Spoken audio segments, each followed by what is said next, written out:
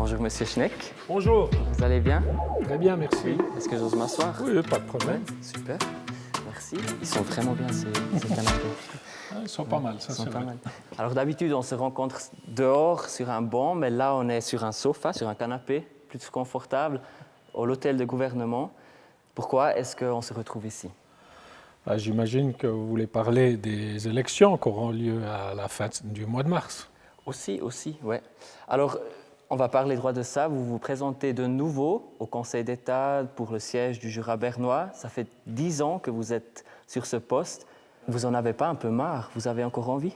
Si j'en avais eu marre ou si j'en avais plus envie, je ne me serais pas représenté, mais au contraire, nous avons dans ma direction toute une série de projets passionnants qui sont en cours, qui viennent d'être lancés et que je désire encore accompagner quelques années.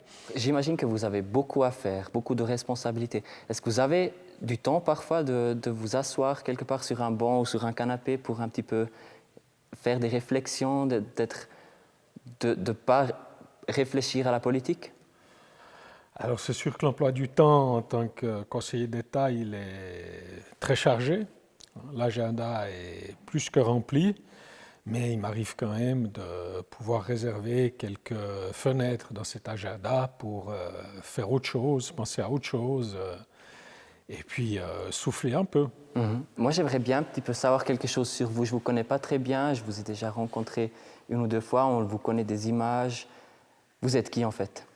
Qui je suis actuellement, ça fait 10 ans que je suis au gouvernement bernois, mais avant ça, j'ai eu un parcours que je dirais assez classique dans la région du Jura bernois, ça veut dire école secondaire dans la région. Après, j'ai fait un apprentissage d'emploi et de commerce. Suite à cet apprentissage, j'ai fait l'école d'ingénieur à Bienne en informatique de gestion. Et puis tout de suite après, respectivement même pendant les études, j'ai créé une première entreprise. Ensuite, j'ai créé une entreprise dans l'informatique où on a développé des solutions pour les PME, société que j'ai dirigée pendant quasi 30 années, jusqu'au moment où on a pris la décision de vendre la société. Et puis c'est à ce moment-là que j'ai démarré quelques activités au niveau politique. Donc ça fait une douzaine d'années que je touche à la politique. Si vous devez me décrire votre personnalité, vous direz quoi? Je suis quelqu'un qui aime bien faire avancer les choses, qui aime bien faire éclore les projets, les amener à maturité, de manière à ce que ces projets puissent servir à un maximum de gens. J'aime bien que les choses se fassent, que ce qui se décide se mette en œuvre. Moi, j'ai l'impression que vous êtes une personne très sérieuse. Qu'est-ce qui vous fait rire? Il y a beaucoup de choses qui me font rire, mais je dirais qu'au niveau du travail, je crois que le sérieux, c'est une des qualités qui prime. Si on veut faire avancer Une autorité. les choses, il faut les faire avancer avec sérieux. Mais le sérieux n'empêche pas l'humour et le sérieux durant le travail n'empêche pas aussi des moments nettement plus détendus au niveau privé. Ouais.